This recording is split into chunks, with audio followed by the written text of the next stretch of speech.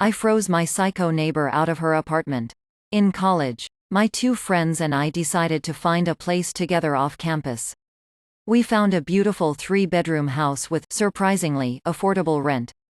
The basement of the house was listed as a separate apartment, but as it had a separate entrance and the indoor stairwell had been blocked off, we weren't worried, and the thermostat was upstairs. Then the demon neighbor moved in. From upstairs, we could hear everything. This adult woman would call her mother and scream at her to pay for her cell phone bills and give her grocery money, aka Taco Bell and cheap tequila. She would scream at whatever guy she was sleeping with to bring her meth, and one day, she brought home 3 puppies to scream at. 2. We were terrified of this woman. And the noise was hell.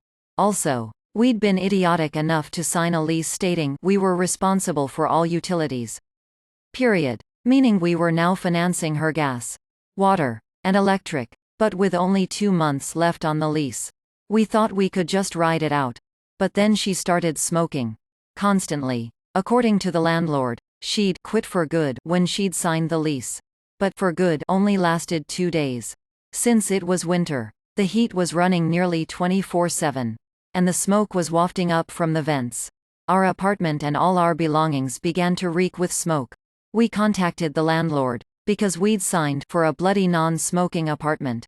He told us we lived in a state where you could technically call an apartment non-smoking even if it shared ventilation with a smoking apartment. Fuck you. Leasing laws. At this point, my 2 roommates were heading out for a 2-week vacation. They were online students, while I was residential, leaving me alone in the apartment with the demon smoker in the basement. I couldn't sleep or eat, because my idiotic stomach decided to react to all the secondhand smoke by aching and cramping constantly. After 3 days, I was a little insane. I made a plan. I checked the forecast. Lows in the 20s all week. I borrowed a friend's ultra-insulated sleeping bag. I bought one of those ski masks with the holes for your eyes and mouth. I got out my stocking cap, my silk long underwear, my woolen socks, and my down parka. I bought tea, hot cocoa, and ramen, and prepared to live off a diet of hot liquids. And I turned off the fucking heat. Day 1. She's screaming at her mother for forcing her to move into this frozen shithole of an apartment. Day 2. She's screaming at her boyfriend, meth dealer, because he won't let her move in with him. Day 3. She's screaming at the landlord about how she's fucking freezing. Day 4. The landlord is at my door.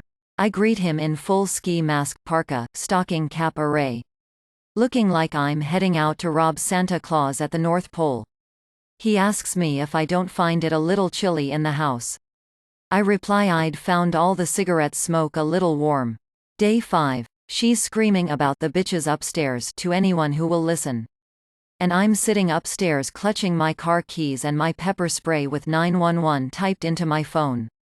She finally decides she's fucking leaving and moving in with Greg, even though he just got out for stabbing Travis.